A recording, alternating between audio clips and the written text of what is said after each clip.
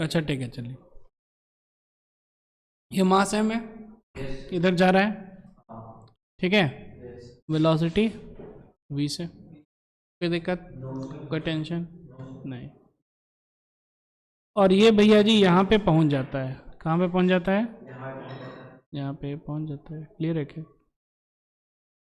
जब ये यहाँ पे पहुँचा है, अब आप इस पे ऐसे मानिए कि आप यहाँ पे खड़े हैं, तो आप क्या देख रहे हैं, ये भैया ऊपर जा रहा है, यस और नो? ये भैया किधर जा रहा है, ऊपर जा रहा है। इसका मतलब कि आपका जितना वेलोसिटी है इधर, इसका भी उतना ही है वेलोसिटी इधर। अभी तो आपके साथ ही जा रहा है ना, यस और नो? कोई दिक्कत, कोई टेंशन? तो इस डायरेक्शन में हम लोग लिख सकते हैं क्या, vx vx, और इस डायरेक्शन में लिख सकते हैं हम लोग vy, और इस डायरेक्शन में केवल इसका, केवल छोटे वाले ब्लॉक का ही होगा vy। कोई दिक्कत? अब देखिए ध्यान से, कैसे देखना है, यहां पे जब हमारा ब्लॉक है, कहां पे, यहां पे है जब ब्लॉक, तो ये नॉर्मल रिएक्शन ऐसे लगेगा, किस पे, ब्लॉक पे, और इस पे नॉर्मल रिएक्शन ऐसा लगेगा। क्लियर है क्या सर? नो?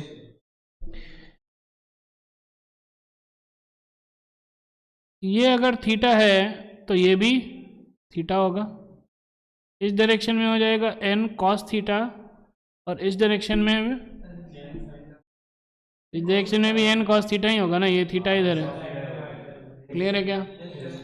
तो इसके ऊपर, मतलब कि ये छोटे वाले ब्लॉक के ऊपर इस डायरेक्शन में लग रहा है n cos थीटा, और बड़े वाले ब्लॉक के ऊपर भी इस डायरेक्शन में n cos थीटा ही लग रहा है। क्लियर है क्या? अब देखिए ध्यान से समझिए कि जो छोटा वाला ब्लॉक है इस पे इधर लग रहा है n cos थीटा, ठीक है ना। तो n cos थीटा dt ये हो जाएगा इम्पल्स ऑन स्मॉल ब्लॉक।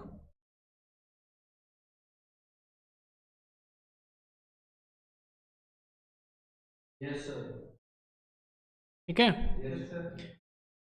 इस डायरेक्शन में हो जाएगा n cos थीटा dt, क्या है ये, इम्पल्स ऑन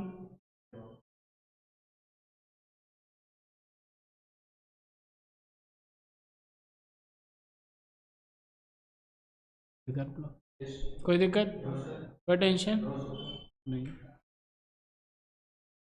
चलिए, इतना बैकग्राउंड समझने के बाद हम लोग को ये समझ में आ गया, क्या समझ में आ गया, कि इस पे जितना इस डायरेक्शन में लगा है इम्पल्स, इस पे जितना इस डायरेक्शन में इम्पल्स लगा है जे, उतना इस पे हॉरिजॉन्टली इधर लगा है जे। क्लियर है क्या? ठीक है, तो फिर हम लोग लिख सकते हैं कि horizontal momentum of m plus m is conserved। ठीक है, ये हम लोग इम्पल्स के कारण हम लोग समझ में आएगा, इम्पल्स देख करके। दूसरा वे समझने का है, देखिए ध्यान से, ये जो है फ्रिक्शन लेस है क्या, अगर ये फ्रिक्शन लेस है तो ये केवल ऊपर में ही फोर्स लगेगा, इन दोनों का वेट जो है इधर है और इसका भी इधर है। दूसरे वे में समझिए, there is no external horizontal force on m plus m system.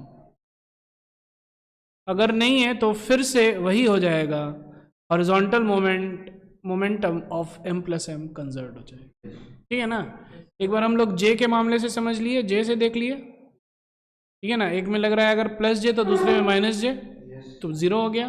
देखिए, ठीक है, दूसरा हम लोग एक्सटर्नल फोर्स हॉरिजॉन्टल फोर्स के से समझ में आ गया। क्लियर है क्या, यस और नो? कोई दिक्कत, कोई टेंशन नहीं, आगे बढ़ा जाए। जब हॉरिजॉन्टल मोमेंटम कंजर्व हो जाएगा अब कर लेते हैं। पहले था इनिशियल, पी इनिशियल इस डायरेक्शन में था m into V, P final इस डायरेक्शन में है m V X plus m V X. Yes और नो?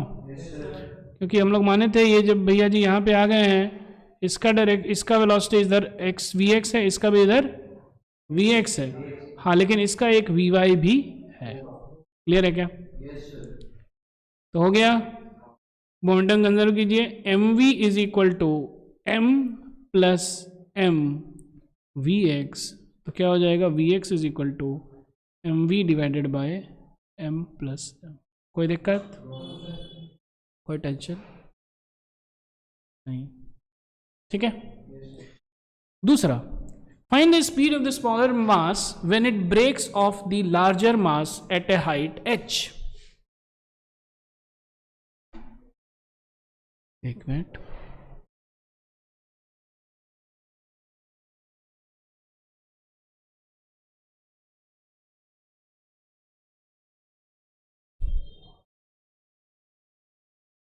ठीक है। अब क्या है? Find the speed of the larger block, sorry, speed of the smaller mass when it breaks off the larger mass at height h। ध्यान से देखिए, इसका वेलोसिटी इस डायरेक्शन में क्या है? vx। क्लियर है क्या? और इधर इसका भी है vx और ऊपर है vy। क्लियर है क्या? अच्छा, अब देखिए ध्यान से, b, क्योंकि फ्रिक्शन नहीं है, therefore I can tell energy loss is 0। Clear है क्या? तो इनिशियल एनर्जी क्या था? हाफ एम वी स्क्वायर था। ये था इनिशियल काइनेटिक एनर्जी, ये था इनिशियल। फाइनल एनर्जी क्या हो गया?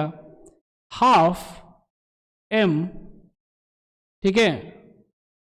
फाइनल एनर्जी हम लोग यहां पे ऐसे लिख लीजिए, फाइनल एनर्जी लिख लीजिए, kinetic energy of m plus kinetic energy of बड़ा m plus potential energy of छोटा एम, क्योंकि छोटा एम जो है ऊपर चला गया है। काइनेटिक एनर्जी ऑफ बड़ा एम लिख लो, हाफ एम, और इसका हो गया वी फाइनल स्क्वायर। क्लियर है क्या? प्लस काइनेटिक एनर्जी ऑफ बड़ा एम हाफ बड़ा M into V X square plus M G H. Clear है क्या? अब हो जाएगा M we square is equal to M V final whole square plus M, ये वी एक्स था, M V by M plus M whole square plus M G H. Clear है क्या? तो अब इधर हम लोग थोड़ा सा कैलकुलेशन कर लेते हैं अच्छे से। यहाँ पे करते हैं, m v f whole square is equal to M we square minus m m square v square by M plus M का होल स्क्वायर माइनस एम जी एच। यस और नो? ठीक है। एम देखिए हर जगह कट जाएगा। यस और no? V final whole square should be equal to V square common ले लीजिए, M square plus 2mm minus mm, ठीक है, divided by m plus m का होल स्क्वायर माइनस जी एच। यस और नो? अब क्या हो जाएगा? अब कर दो, वी एफ हो गया रूट ओवर, बहुत बड़ा आ गया, वी स्क्वायर, ये 2mm माइनस m है, तो v square into m square plus m m divided by M plus M का होल स्क्वायर माइनस जी एच। ये हो गया वेलोसिटी। क्लियर है क्या? कोई दिक्कत और tension? C find the maximum height from the ground that the smaller mass ascends. ठीक है, अब देखिए ध्यान से। अब क्या है कि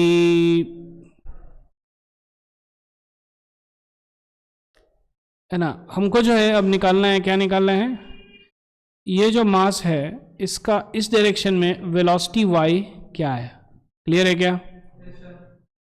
तो हम लिख सकते हैं फिर से, half m we square is equal to half m plus M we square. V क्या था? M we divided by M plus M का whole square plus M G h plus half m we y square. आ रहा समझ में? ये हो गया x का काइनेटिक एनर्जी और ये y का काइनेटिक एनर्जी इसका। ठीक है, अब हमको वी वाई निकालना है। ठीक है, अच्छा खासा मेहनत करना पड़ेगा। हाफ हाफ हाफ हाफ, इसको 2 कर दो, ये हो गया हाफ। अच्छा, उधर भी 2 था क्या? हाँ हाँ, इधर भी है 2 होगा, यहाँ पे 2 गया ना, इधर भी 2 था। ठीक है ना, इधर भी 2 था, इसको भी 2 से मल्टीप्लाई कर देना। ठीक है, तब आ जाइए, V M we Y whole square should be equal to, बाप रे, ये इसको एम स्क्वायर वी स्क्वायर कर दो, ये होल स्क्वायर कर दो, ये एम चला गया, एम चला गया, एम चला गया, एम चला गया। क्लियर है क्या?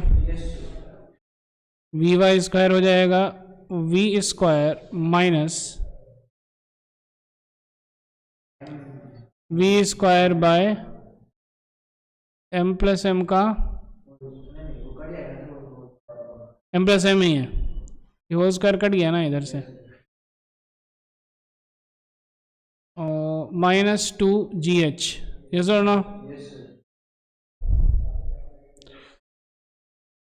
तो हो जाएगा M we square by M plus M minus 2 G H. Clear है क्या? वी वाई हो जाएगा root over M we square by M plus M minus 2 G H. कोई दिक्कत नहीं है। ये हो गया वी वाई। अब जो है कितना ऊपर जाएगा ये हम लोग को पता है, ऊपर कितना जाता है, यू स्क्वायर बाय 2g, तो this divided U square divide by 2g, तो हो गया M we square by M plus M minus 2gh divided by 2g। Clear है क्या? और ये h ऑलरेडी पहले से गया था तो प्लस। यस और नो?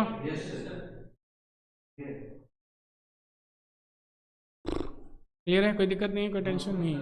अब देखो ध्यान से, ये 2gh ये कट जाएगा, तो बेसिकली हो जाएगा M we square by M plus M divided by 2g, क्योंकि ये माइनस 2gh और ये प्लस 2h कट जाएगा। क्लियर है क्या? इतना हो जाएगा हाइट d। टाइम कितना लगेगा उसको ऊपर जाने में? 2u by g, 2v y by g, ऊपर जाकर के नीचे आने में। ठीक है, root v y root over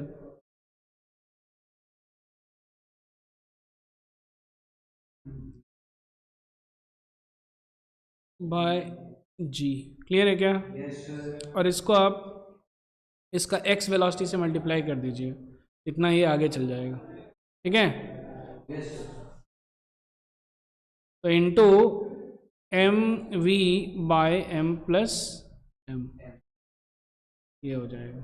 सारा समझ में? अच्छा खासा बड़ा इक्वेशन हो जाएगा। लेकिन क्लियर है क्या? कोई दिक्कत, कोई टेंशन?